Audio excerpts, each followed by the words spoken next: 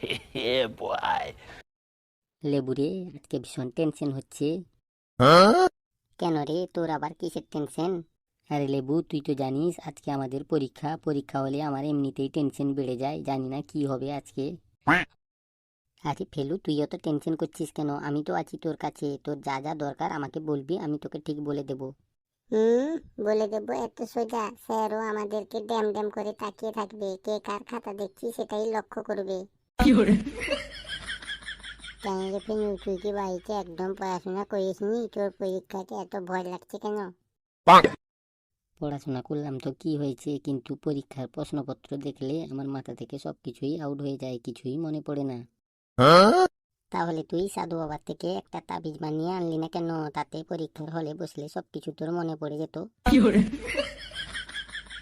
এমনিতে পরীক্ষার চাপের টেনশনে আমার মাথা ঝনঝন করছে, আর তুই লেবু আমার সঙ্গে ফাজলামি করছিস। এই তোরা সবাই চুপ কর, স্যার আমাদের ক্লাসরুমের দিকেই আসছে এক গাদি প্রশ্ন নিয়ে। Good morning sir, sir. Good morning. Good morning sir. Good morning, good morning, very very good morning. এখন তোরা বসে পড়, আজকে তোদের পরীক্ষা, দেখবো আজকে কে কি ভালোভাবে লিখতে পারিস। এতদিন ধরে তোদেরকে পড়াচ্ছি, তোরা ভালোভাবে লিখে আমার মুখ উজ্জ্বল করবি এবং এই স্কুলের মুখও উজ্জ্বল করবি। এখন আমি তোদেরকে প্রশ্নপত্র দিচ্ছি, তোরা প্রশ্ন ভালো করে পড়ে তারপরে বুঝে শুনে উত্তর দিবি। ঠিক আছে স্যার, আপনি একদম চিন্তা করবেন না, আমরা ভালোভাবে প্রশ্নপত্র পড়ে তারপরে এমনভাবে উত্তর লিখবো যাতে আপনার মুখ উজ্জ্বল হয়। বাবা ঢেলু, তোর মুখ থেকে এত সুন্দর কথা শুনে আমার বুকটা খুব ফুলে উঠছে এবং মনে মনে খুব আনন্দ হচ্ছে। এখানে আর বেশি দেরি করিস না, তাড়াতাড়ি তোরা প্রশ্নপত্র পড়ে লেখা আরম্ভ কর।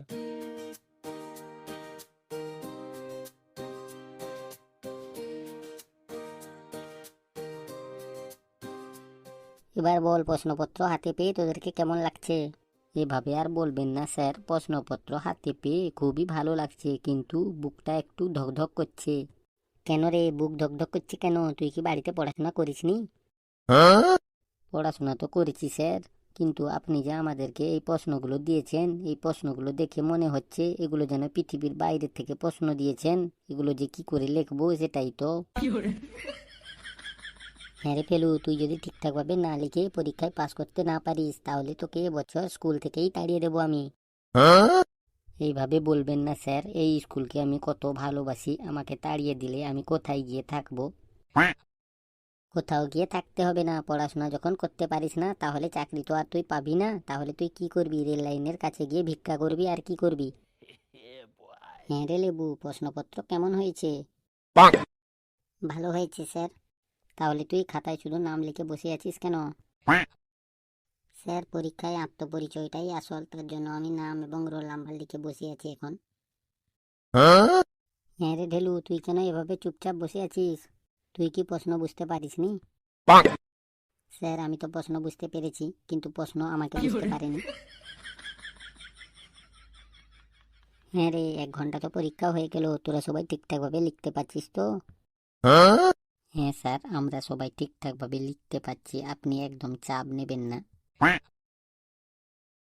হ্যাঁ রে ঢেলু, তুই কি লিখেছিস আমাকে একটু দেখা না, আমি তো একদম কিছুই লিখতে পারিনি। আরে ফেলু, তোকে কি দেখাবো? আমি নিজেই কিছু লিখিনি, তাহলে আমি তোকে কি করে দেখাবো?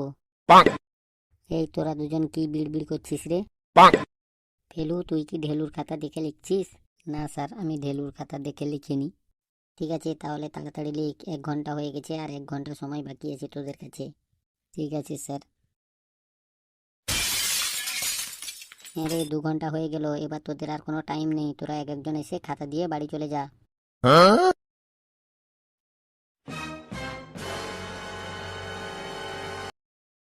হ্যাঁ রে ফেলু, তোর খাতায় কিছু নেই কেন?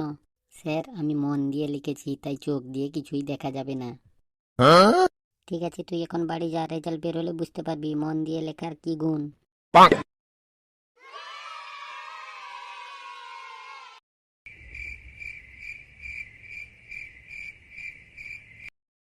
হ্যাঁ রে লেবু, পরীক্ষা কেমন হলো? খুব ভালো পরীক্ষা হয়েছে স্যার। কত নাম্বার পাবি মনে হয়? স্যার নাম্বার তো অনেক পাওয়ার ইচ্ছা আছে, আপনারা যা দেন। মানে তুই যদি সবকিছু ঠিকঠাক করে লিখেছিস তাহলে ভালো নাম্বার পাবি? হ্যাঁ রে, তুই উত্তরপত্রে আই লাভ ইউ স্যার লিখেছিস কেন? স্যার, নম্বরের জন্য যতটুকু ভালোবাসা লাগে আমি ততটুকু দিয়ে দিয়েছি, বাকিটা আপনাদের উপর। ঠিক আছে ঠিক আছে, তুই এখন বাড়ি চলে যা, সবাই চলে গেছে।